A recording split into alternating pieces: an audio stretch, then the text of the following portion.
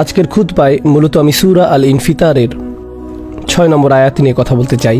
তো এই সূরা শুরু হয়েছে বিচার দিবসের চিত্র নিয়ে, যখন আকাশ বিদীর্ণ হবে, যখন তারকাগুলো বিক্ষিপ্ত হয়ে ঝরে পড়বে এবং তাদের আলো হারিয়ে ফেলবে আর সেগুলো বিক্ষিপ্তভাবে পতিত হবে। উদাহরণস্বরূপ, কোনো চাদরের উপর যদি মুক্তদানা ছড়িয়ে থাকে আর কেউ চাদরটি ধরে ঝাড়া দেয়, তখন মুক্তগুলো যেমন চারদিকে বিক্ষিপ্তভাবে ছড়িয়ে পড়ে, সেরকম। কারণ যেসব মানুষ রাতের আকাশ দেখেন, আমরা এখন রাতের আকাশে খুব একটা তাকাই না, হয়তো দূষণের কারণে, এবং আমরা শহরে বাস করি। আমরা আগের দিনের মতো এখন আর তারা দেখে পথ ঠিক করি না। কিন্তু অতীতে যারা মরুভূমিতে পথ চলত, তাদেরকে দিক নির্ণয় করতে হতো দিনের বেলা সূর্য দেখে অথবা রাতের বেলা তারা দেখে। যারা সমুদ্র অভিযানে বের হতো, তাদেরকেও এভাবে দিক নির্ণয় করতে হতো। তারা আকাশে তারা দেখে পথের দিশা পেত।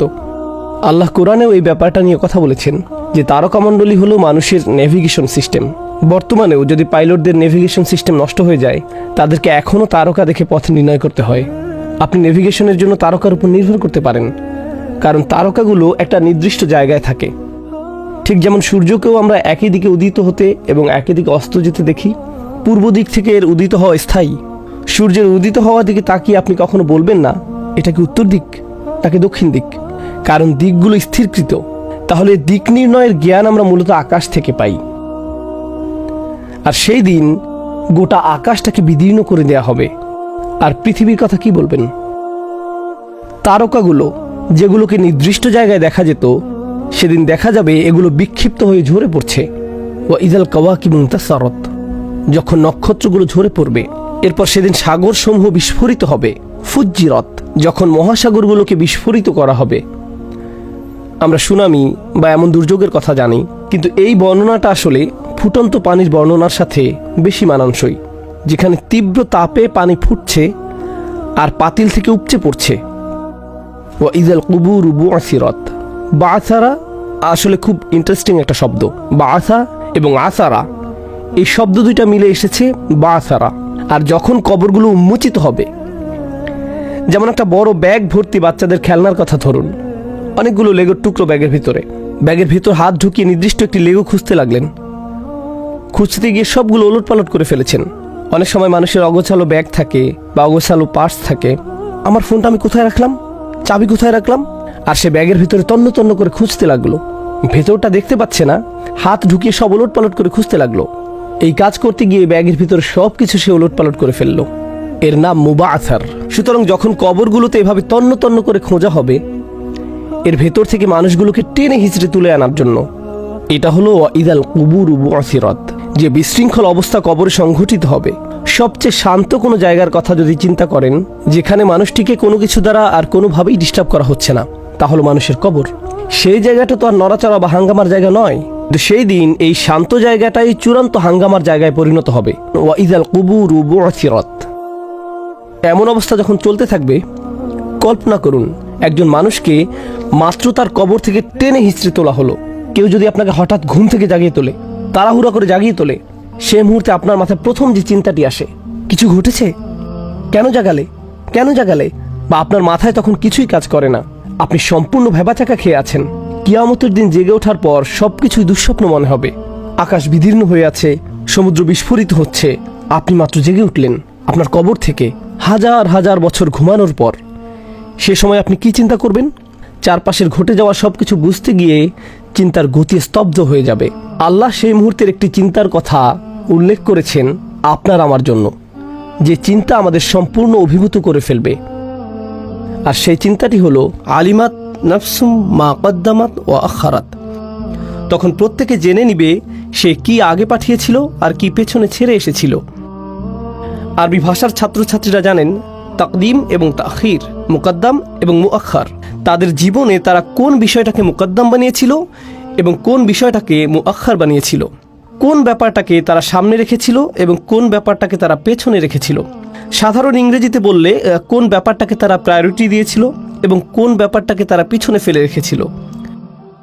আমাদের সমগ্র জীবন আসলে এটাই। আমার এবং আপনার জীবনের প্রতিটি দিন কিছু জিনিস প্রায়োরিটি পায় আর কিছু জিনিস পরে করার জন্য ফেলে রাখা হয়। আমি ভাবি আমার হাতে অনেক সময় আছে, একটু বিশ্রাম নেই। আমার বিশ্রাম তখন প্রায়োরিটি পায়। যে কাজ বাকি আছে তা পরে করা যাবে। যদি বলি আগে কাজ শেষ করি, খাওয়া দাওয়া পরে করা যাবে, তখন আমার কাজ প্রায়োরিটি পায় আর খাওয়ার কাজটা অপেক্ষমান থাকে। সারাক্ষণ আমি কিছু বিষয় মুকদ্দম বানাচ্ছি আর কিছু বিষয় মুআখার বানাচ্ছি, রাইট? এটা হলো সময়ের বিবেচনা। সময়ের বিবেচনায় বলি, আচ্ছা সাপ্তাহিক ছুটিতে এটা করব, সপ্তাহের অন্য দিনগুলোতে ব্যস্ত থাকি, ছুটির দিনে এটা করব। তাহলে আপনার চাকরি হয়ে গেল মুকদ্দম, আর অন্য যে কাজ পরে করবেন সেটা হয়ে গেল মুআখার। সেই দিন চারপাশের ভয়ঙ্কর সব ব্যাপারের মাঝে আপনি শুধু একটি ব্যাপার নিয়ে চিন্তায় থাকবেন, কোন জিনিসটাকে সামনে রেখেছিলেন আর কোন জিনিসটাকে পেছনে রেখেছিলেন। কিন্তু এর দ্বারা অন্য কিছু বোঝায়। সেই দিন আপনি উপলব্ধি করব কোন কাজটা আসলেই বেশি গুরুত্বপূর্ণ ছিল আর কোন কাজটা ছিল কম গুরুত্বপূর্ণ। স্পষ্টতই যেটা সামনে রাখেন সেটা আপনার কাছে বেশি গুরুত্বপূর্ণ। আমাকে অমুক কাজটি আগে করতে হবে কারণ এটা আমার কাছে বেশি গুরুত্বপূর্ণ, এই মুহূর্তে এই কাজটা আমাকে করতেই হবে। সুতরাং আয়াতের উক্ত কথাটি এ সম্পর্কেও যে লোকটি সেই দিন উপলব্ধি করবে তার সমগ্র জীবন কোন কাজগুলোকে তার নিকট বেশি গুরুত্বপূর্ণ হিসেবে তুলে ধরেছে এবং তার সমগ্র জীবন কোন কাজগুলোকে তার নিকট কম গুরুত্বপূর্ণ হিসেবে তুলে ধরেছে, কোনটা বেশি গুরুত্বপূর্ণ ছিল আর কোনটা কম গুরুত্বপূর্ণ ছিল, কোনটা নিয়ে তার চিন্তা করা উচিত ছিল আর কোনটা নিয়ে তার চিন্তা করার দরকার ছিল না। যে কোনো সিদ্ধান্ত নেওয়ার পূর্বে কিছু কিছু ব্যাপার নিয়ে আমাদের চিন্তা ভাবনা করতে হয়। আর সহজ একটা উদাহরণ নিন, যেমন আহার করা। একজন মুসলিমের জন্য প্রথম চিন্তা হলো খাবারটা কি হালাল। আপনি হয়তো আরও কিছু ব্যাপার নিয়েও ভাবতে পারেন, আমার খাদ্যাভ্যাসের সাথে এটা যায় তো, আহার করার এটা ভালো সময় তো, এটা কি বেশি দামি, যাই হোক। কিন্তু আমার আপনার জন্য সবচেয়ে বড় ব্যাপার হলো এই খাদ্য আহার করার অনুমতি আছে কি নেই, হালাল নাকি হারাম, এটা এক নম্বর। কেউ একজন বলতে পারে কিন্তু খাবারটা আসলে দারুণ সুস্বাদু, তো তার কাছে হালাল হারাম মুখ্য বিষয় নয়, তার নিকট এটা মুআখার। আর স্বাদ হয়ে গেল মুকদ্দম, স্বাদ হয়ে গেল মুকদ্দম। হতে পারে এই খাদ্যে স্বাস্থ্যগত ভালো কোনো উপকার নেই কিন্তু স্বাদ অসাধারণ, তো স্বাদ হয়ে গেল মুকদ্দম আর স্বাস্থ্যগত উপকার বা ক্ষতি হয়ে গেল মুআখার। এটা তাকদিম এবং তাখির, এটা নিয়ে আমি এখানে কথা বলছি, কোনটা বেশি গুরুত্বপূর্ণ ছিল আর কোনটা কম গুরুত্বপূর্ণ ছিল। এখন প্রশ্ন হলো, বিচার দিবসে একজন লোক কবর থেকে বের হওয়ার সাথে সাথে কেন এই প্রশ্ন গুরুত্বপূর্ণ হয়ে দেখা দিবে? তাকে মাত্র কবর থেকে তোলা হলো, সেই মুহূর্তে সে যে উপলব্ধি করবে কোন কাজটাকে আমি গুরুত্ব দিয়েছি আর কোন কাজটাকে আমি গুরুত্ব প্রদান করিনি।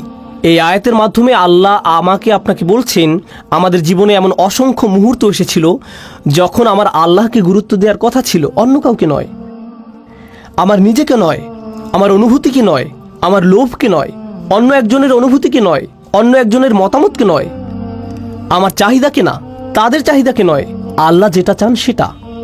কিন্তু আমি অন্য কিছুকে বাছাই করেছি, আমি অন্য কিছুকে মুকদ্দম বানিয়েছি, আমি অন্য একজনকে প্রাধান্য দিয়েছি বা অন্য কিছুকে প্রাধান্য দিয়েছি, বা আমি আমার নিজেকে প্রাধান্য দিয়েছি, অন্য কিছু বেশি গুরুত্বপূর্ণ হয়ে গিয়েছিল। জানেন, আমরা যতই নিজেদের এই বলে বুঝ দেই না কেন যে এতে কোনো সমস্যা নেই, আমরা তখন আসলে নিজেদের সাথে মিথ্যে বলছি। বাস্তবতা হলো আল্লাহ এবং তার রসুল সাল্লাল্লাহু আলাইহি সাল্লাম যখন আমাদের কিছু বলেন, যখন তারা আমাদের বলেন অমুক কাজটি করা ভুল, যখন তারা আমাদের বলেন অমুক কাজটি করা বাধ্যতামূলক, তোমাকে এভাবে এটা করতে হবে, তারা এমনটা করছেন কারণ তারা আমাদের ভালো চান। আল্লাহ আমার ভালো চান এবং রসুল সাল্লাল্লাহু আলাইহি সাল্লাম আমার জন্য বেশি ভালো চান, এমনকি আমি আমার জন্য যত ভালো চাইতে পারবো তার চেয়েও।